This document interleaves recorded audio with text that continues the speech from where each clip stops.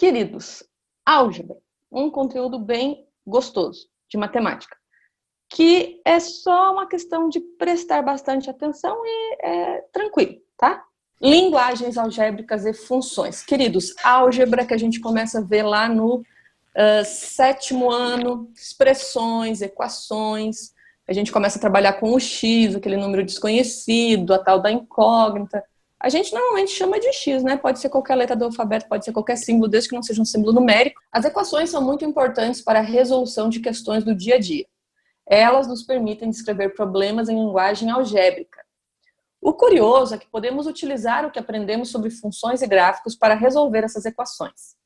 A seguir, veremos alguns exemplos de como fazer isso na prática. Queridos, esse início aqui da atividade de álgebra no livro de vocês, ele já parte do princípio que você lembra do que você estudou de álgebra no passado e no 7º, e ele vai começar a demonstrar isto através dos gráficos, para você conseguir fazer a leitura dos gráficos. No ano passado, o faturamento de um hotel foi de 150 mil. Isso representa 10 mil a mais que o faturamento deste ano. Para determinar o faturamento do ano atual, colocamos X no lugar do faturamento deste ano, mais os 10 mil para ser igual ao do ano passado, ou seja, X mais 10 mil, 150 mil. X mais 10 mil, menos 10 mil. Pessoal, tá tranquilo para vocês de onde surgiu esse menos 10 mil aqui? A minha dúvida com vocês é se tá tranquilo aquele menos 10 mil ali. Vamos lá, x mais 2 igual a 6. Normalmente, o que a gente faz aqui? Incógnitas para um lado, valores numéricos para o outro. Então, a gente diz que eu tenho que fazer x e eu tenho que dar um jeito de mandar esse 2 para o outro lado. E normalmente o que a gente fala? Quando ele passa para o outro lado, ele troca de sinal. Não é isso que falam pra gente? O que acontece? Eu não posso tirar um negócio de um lado e passar para o outro. Isso aqui é um macete que a gente chama, né? É aqueles negócios que a gente faz em matemática sem saber por que a gente faz, mas que a gente faz porque é mais fácil. É um macete matemático. No macete matemático a gente diz, passa para o outro lado da igualdade trocando sinal. Na verdade, a gente não passa nada para o outro lado. O que a gente pode fazer é isso aqui.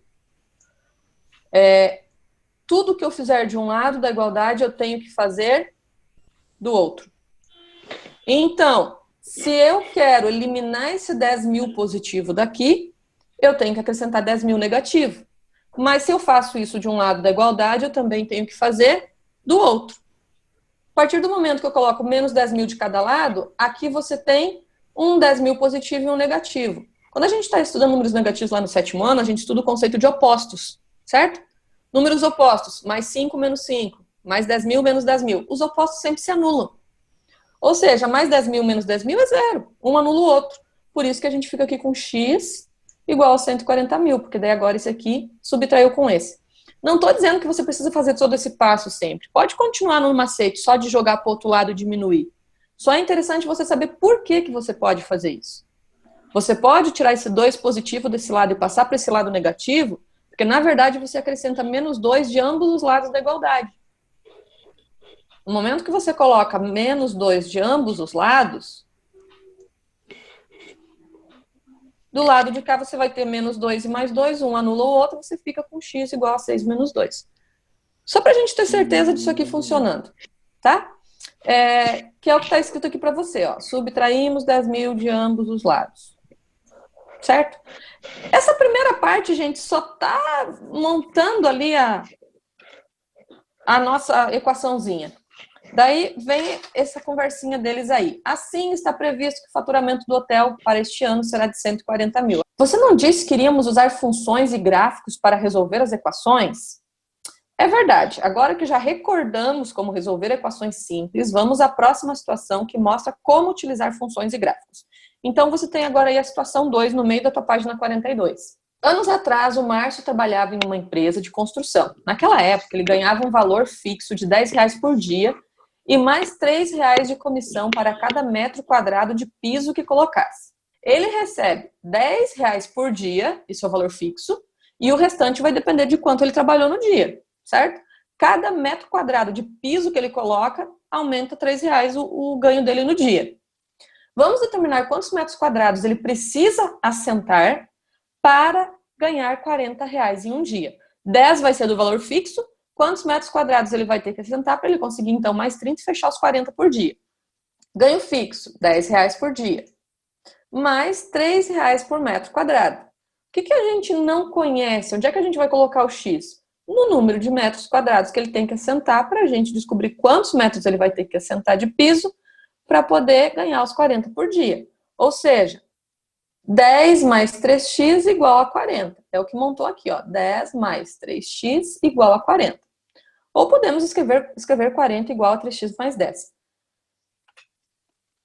Essa equação pode ser facilmente resolvida obtendo-se x igual a 10.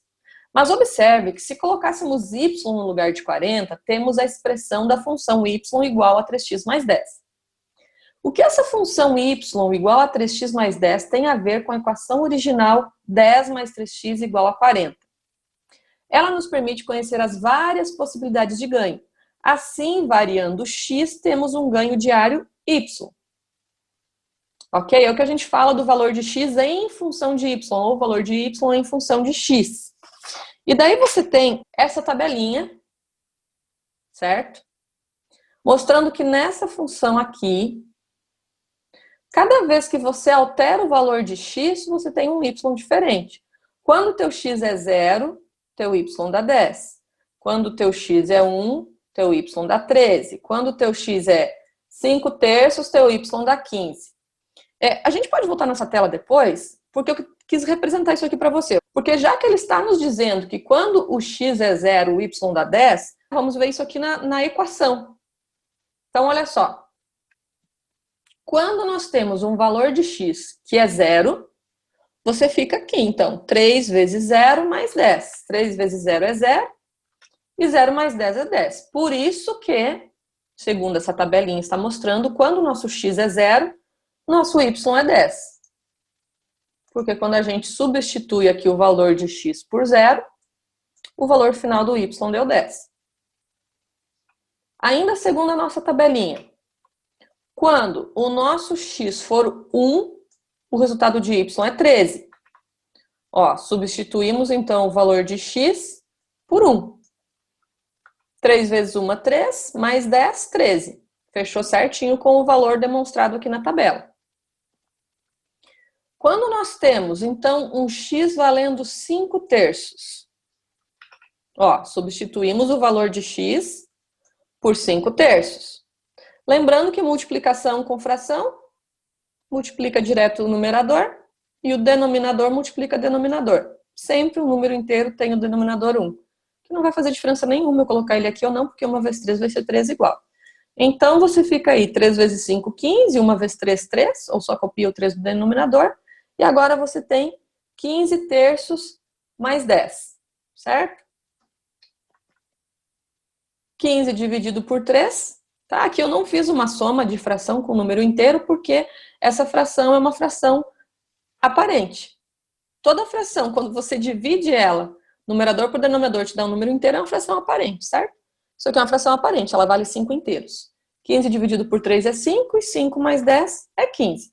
Conforme demonstrava aqui na nossa tabela, certo?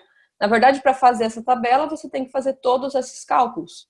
Aqui o valor, então, quando o x é 5, teu y será 25. Substituímos, então, o valor de x por 5. 3 vezes 5, 15. 15 mais 10, 25. Quando o valor do teu x é um número misto, 8 inteiros e 1 terço, trabalhei aqui embaixo, tá, pessoal, com a transformação do número misto em número inteiro, ou pelo menos em uma fração simples. Lembra o que esse 8 aqui vai significar? Ele vai significar que eu tenho 8 inteiros. Meu inteiro na forma fracionária vai ter que ser numerador e denominador iguais. Então, você vai ter aqui, ó, 1 inteiro, segundo inteiro, terceiro inteiro, quarto inteiro, quinto inteiro, sexto, sétimo, oitavo. 8 inteiros mais 1 terço. Soma de frações com denominadores iguais. Só copia o denominador, soma todos os numeradores. Ou, tem outro jeito de fazer isso? Tem. Multiplica o teu número inteiro pelo teu denominador e soma com o numerador. 8 vezes 3, mais 1, 25 terços.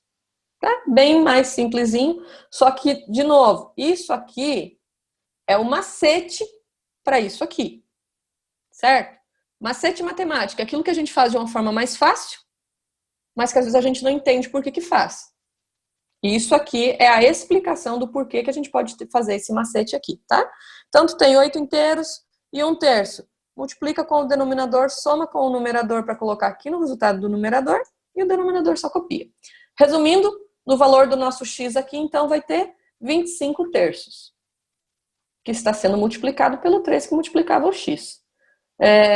Agora é só uma multiplicação, 3 vezes 25, que vai dar 75/3. De novo, 75 é divisível por 3, então você terá aí 25 mais 10, que é igual aos 35, que já estava aqui na tabelinha. Agora nós temos ali, então, quando x vale 9, y vale 37. Substituímos o valor aqui, ó, do x por 9. 3 vezes 9, 27. 27 mais 10, 37. Certo? Confirmando, então, que a nossa tabelinha está toda corretinha. Y. Então, quando o x vale 11, o y dará 43. Substituímos o x por 11. 3 vezes 11, 33. 33 mais 10, 43. Quando o livro te mostra essa tabela, significa que as equações já foram feitas antes. A gente faz as equações para montar a tabela. Aqui nós verificamos ela porque eu achei importante demonstrar isso aqui para vocês. Por que o livro não está demonstrando? Porque isso aqui é conteúdo do ano anterior, que o livro parte do pressuposto que você lembra. Como eu sei que às vezes a gente esquece, eu fiz questão de que você lembre disso aqui de novo, tá? Que a gente utiliza todas essas suposições de valores para x para determinar valor para y. E depois disso, o que que faz? Aí monta o gráfico, certo? Olha só. Podemos escrever a tabela da função tanto na vertical como na horizontal. Nesse caso, escolhemos escrevê-la na horizontal. Ao lado, desenhamos os pontos em uma malha quadriculada e traçamos o gráfico da função. Pessoal, o que é importante lembrar aqui no gráfico, caso vocês tenham esquecido? X sempre na horizontal, certo? Sempre que você olhar um gráfico, o x está na horizontal. E a reta do y na vertical. Sempre, sempre, sempre. E se a gente for escrever um par ordenado xy, sempre o valor de x é primeiro, certo? Ou quando a gente tem que interpretar um par ordenado, nesse caso aqui o nosso primeiro par ordenado seria o 0 e o 10, certo? É o seguinte, tá sempre x primeiro, sempre. Quando surgir aí gráficos em 3D, que daí terá também a reta do Z, digamos que a reta do Z ela surgiria daqui, né, do ponto 0 para cima, né, fazendo aí a terceira dimensão. Mas ainda assim, o x continua na horizontal, o y continua na vertical, o Z vai fazer a terceira dimensão aí do nosso gráfico. Agora perceba o seguinte, o que você tem aqui, ó? Quando o teu x é 0, agora isso está no gráfico, ó. Quando o x é 0, o y está no 10. É o primeiro pontinho vermelho que aparece aqui para você. Depois ele marca o quê? Quando o x é 1, o y é 13. Ó, x aqui no 1 e o pontinho marca aqui no 13 do y. É o segundo pontinho vermelho. Esse aqui é o próximo ponto que está sendo mostrado aqui. 5 e 25. E por último, ele marca aqui então o 11 e o 43. Ou seja, cadê aquele que nós estávamos estudando, que quando o cara sentava lá os 10 metros de piso quadrado por dia, ele conseguia os R$40. Ó.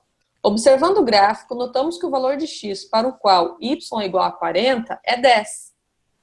Certo? Ó, o 10 do x está aqui, sobe, e o 40 do y está aqui. Então, ou seja, esse pontinho aqui demonstraria o valor que nós calculamos lá no início, na página 42, ali na situação 2, quando o cara está assentando o piso, quando a gente queria saber o valor, ali ó, 40 igual a 3x mais 10, era a equação que nós formamos. Então, assim, o que é mais fácil? Você calcular isso aqui, que a gente descobriu aqui super rapidinho, ou fazer toda aquela tabela, fazer todas aquelas equações para montar aquele gráfico para descobrir que quando o x vale 10, o y vale 40. Daí a gente para e se pergunta, então por que ao invés de só fazer a equação como nós fizemos lá no início, nós deveríamos fazer toda essa suposição para montar esse gráfico para chegar nessa conclusão? Porque em algumas situações não tão explícitas como essa que nós vimos agora, o único modo de nós chegarmos nesse resultado é através do gráfico e não através da equação. Nesse caso, nós utilizamos um exemplo em que nós conseguíamos montar a equação, nós encontrávamos o resultado da equação, justamente para você ver que aqui no gráfico você vem e encontra o mesmo resultado. São duas formas diferentes de você chegar no mesmo resultado. Só que haverá situações em que uma das formas não será possível, apenas a outra. Por isso a gente aprende as duas formas, ainda que essa aqui seja mais trabalhosa. Ok? Então, olha só. Parece mais difícil resolver a equação 3x mais 10 igual a 40 utilizando gráficos e funções do que resolvê-la diretamente. De fato, né? A função y igual a 3x mais 10 nos dá uma ideia gráfica da variação do ganho diário em termos do número de metros quadrados assentados. Entretanto, há equações em que o método gráfico pode ser mais útil, tá? Era o que eu conversava com vocês agora. Nem sempre se pode determinar com precisão os pontos x para os quais y é igual a zero. Por exemplo, se desejarmos resolver a equação x ao cubo menos 2 igual a zero, colocamos y igual a x ao cubo menos 2 e procuramos os pontos x para os quais y é igual a zero. A figura a seguir mostra como fica o gráfico dessa função quando traçado no computador. Então, olha só, tem coisas que vai ser mais fácil a gente descobrir através do gráfico da função do que apenas da equação. Olha só olhando o gráfico não podemos determiná-lo com precisão, mas podemos saber seu valor aproximado. Na verdade, a solução exata de x ao cubo menos 2 igual a zero é x igual a raiz cúbica de 2. Entretanto, esse número é irracional, ou seja, ele não tem... Qual a diferença de uma dízima periódica e de um número irracional? A dízima periódica você tem um período que se repete, você encontra ali o período que se repete. O número irracional não. Ele não tem nenhuma repetição que você consiga perceber um padrão ali no número, tá? Ele é realmente totalmente aleatório. Ao tentar escrevê-lo como um decimal, só conseguimos uma solução aproximada. Queridos, olha só. X ao cubo menos 2. Lembram como que ele vai virar essa raiz cúbica de 2? O que vai acontecer aqui? Nós vamos jogar aquele... Eu só passei ele para o outro lado trocando sinal. Utilizei o macete aqui, tá? Quer dizer, a gente vai botar mais 2 de um lado, mais 2 do outro, menos 2 com mais 2 vai anular, e a gente fica aí com x ao cubo igual a 2, tá? Nesse caso aqui eu só demonstrei direto já com o macete, tá? Troquei ele para o outro lado, troquei o sinal. X ao cubo igual a 2. Só que a gente não quer o valor de x ao cubo, a gente quer o valor apenas de x. O que a gente faz então? Coloca a raiz dos dois lados, certo? Coloca dentro da raiz, porque daí você vem aqui, ó, e corta expoente, corta o índice da raiz, consequentemente tiramos então o x da raiz, mas aqui desse lado não dava para cortar, porque o expoente aqui é 1, 1 não vai cortar com o índice 3, você fica com ele dentro da raiz. Por isso que aqui diz que o resultado de x ao cubo menos 2 igual a zero é x igual a raiz cúbica de 2.